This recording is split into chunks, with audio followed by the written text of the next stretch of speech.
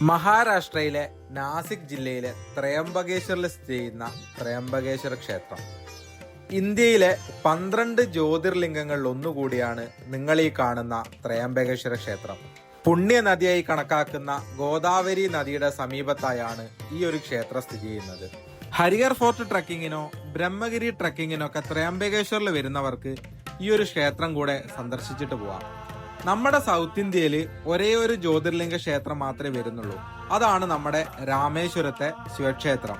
ഇന്ത്യയുടെ പല ഭാഗങ്ങളിലായിട്ട് മൊത്തം 64 ജ്യോതിർലിംഗ ക്ഷേത്രങ്ങൾ ഉണ്ടെങ്കിലും അതിൽ 12 എണ്ണത്തിനെയാണ് ഏറ്റവും പവിത്രമായി കാണുന്നത്.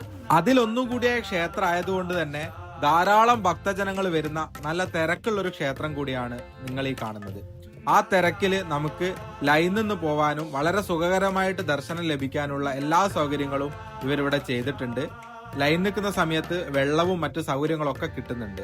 ക്ഷേത്രത്തിലോട്ട് എത്താൻ ഏകദേശം 4 മണിക്കൂർ ഞങ്ങൾക്ക് ക്യൂ നിൽക്കേണ്ടി വന്നു. അങ്ങനെയാണ് ഒടുവിൽ ഇതാ ഉള്ളില് ശ്രീകോവിലിന്റെ മുന്നിലായിട്ട് ഞങ്ങൾ എത്തിയത്.